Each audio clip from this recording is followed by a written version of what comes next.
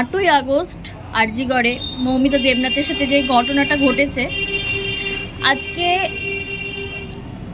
23 তারিখ, এতটা দিন হয়ে গেছে, তবুও জানি না কেন মানে মনের ভেতর থেকে কোনোভাবে এটা বের করতে পারছি না। মাথার ভেতর এমনভাবে এটা স্টাক করেছে, মানে ঘুমোচ্ছি, বসে আছি, যখনই কাজ ছাড়া যখনই থাকছি না, হঠাৎ করে মানে মাথার মধ্যে সব সময় এটা ঘুরছে, বুঝতে পারছি না যে কেন হচ্ছে।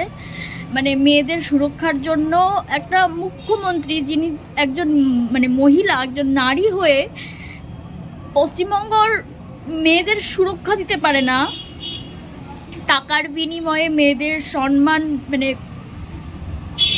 মেয়েদের সম্মান টাকা দিয়ে বিচার করে, 10 লক্ষ টাকা দিয়ে বিচার করে, তার কাছ থেকে কি আশা করব?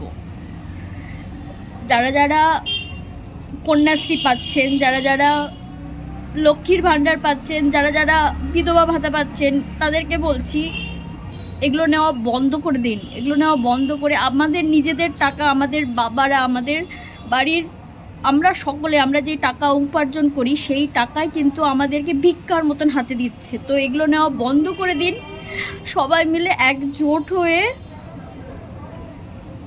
এই মুখ্যমন্ত্রীর, আমার কথা বেরোচ্ছে না,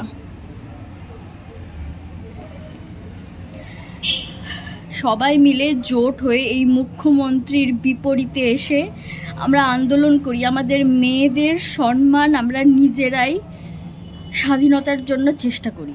সবাই এগিয়ে আসুন, আমরা সকলে খুব চেষ্টা করছি। আমরা মানে চারিদিকে আন্দোলন হচ্ছে, কলকাতা, বহরমপুর, মালদা, এইদিকে দক্ষিণ দিনাজপুর, চারিদিকে মানে কোনো জায়গা, বাঁকুড়া, মানে কোনো জায়গা বাদ নেই, সব জায়গা থেকে চেষ্টা করা হচ্ছে, আন্দোলন করা হচ্ছে। এটা যেন না থামে, এটা যেন ওই 2 দিন 4 দিন পর না থামে, এটা যেন একটা ওয়েব সিরিজের মতন না হয়ে যায় যে জাস্ট কটা সিরিজ হলো দিয়েই শেষ, যেটা ওনারা ভাবছেন।